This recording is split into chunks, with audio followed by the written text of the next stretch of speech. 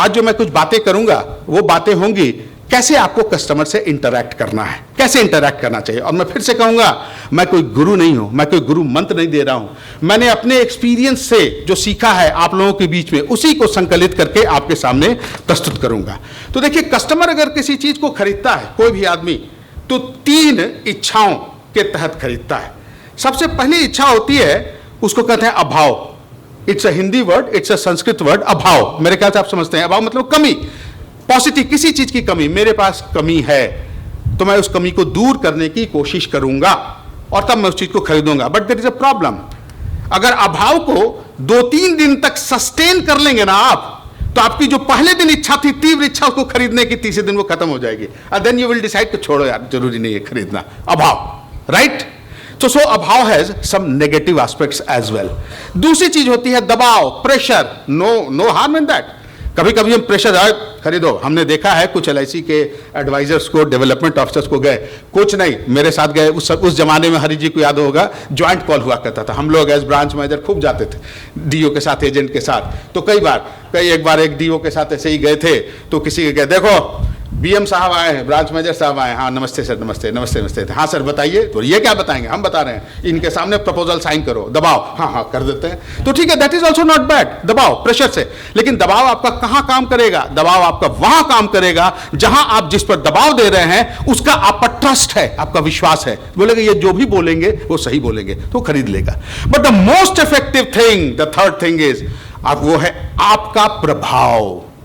अभाव, दबाव, प्रभाव। प्रभाव इज द इंपैक्ट, आपकी छाप जो आप अपने कस्टमर पर या प्रोस्पेक्टिव पॉलिसी होल्डर पर छोड़ते हैं। Am I right? Correct me if I am wrong. और देखिए, प्रभाव 2 तरह का होता है। सबसे पहला प्रभाव होता है कंपनी का, किस कंपनी के लिए आप काम करते हैं। तो I understand everyone is here from life insurance corporation of India.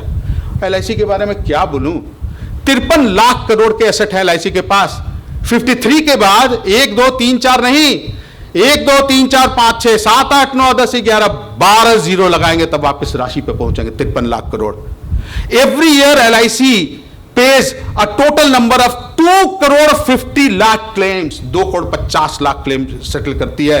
और as far as the amount of policy payouts by LIC every year is concern, ये 2,42,000 करोड़ रुपए से भी ज्यादा है। सोचिए, हम इतना 2,42,000 करोड़ रुपए निकाल देते हैं हर साल। कितनी कंपनियां ऐसी हैं जिनका टोटल फंड ही नहीं है 2,42,000 करोड़, उनका कैपिटल ही बेस नहीं है, और ये हम हैं। You are working for a great company.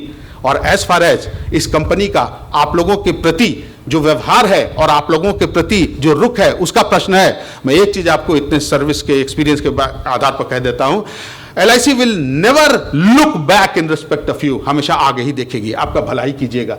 देखिए, दुनिया कितनी चीजें हुई हैं, कभी LIC ने आपकी कोई चीज कम की है? कितने र्यूमर हुए हैं, कभी LIC ने आपके लिए कोई चीज कम की है? नहीं। और LIC अगर चेंजेस भी होते हैं तो LIC will be the best organisation in terms of providing benefits to you. जो आपको देगी LIC, वो कोई दूसरी ऑर्गेनाइजेशन नहीं देगी। और आपकी जो, अगर मैं क्लब मेंबरशिप की ही बात करता हूं, देखिए बहुत सी कंपनियों, I don't make a comparison with other companies, मुझे कोई मतलब नहीं, मुझे दूसरी कंपनी से, मुझे सिर्फ LIC से मतलब है।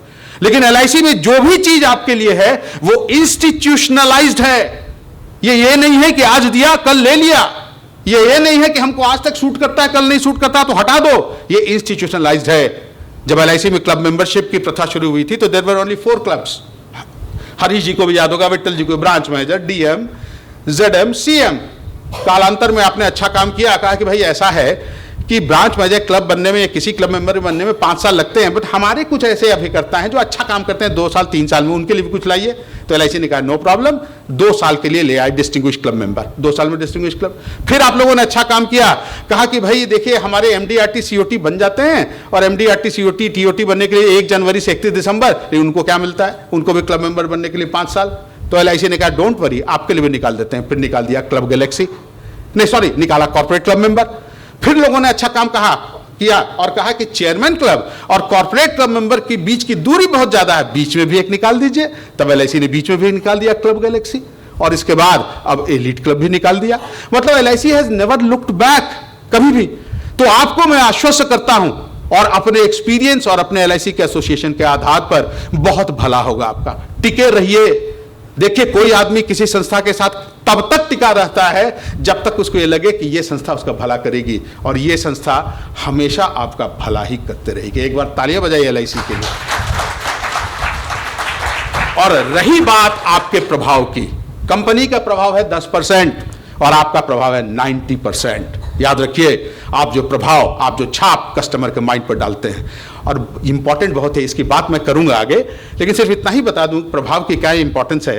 अंग्रेजी में एक कहावत है, you never get a second chance to make a good first impression. Correct me if I am wrong. First impression is always the first time.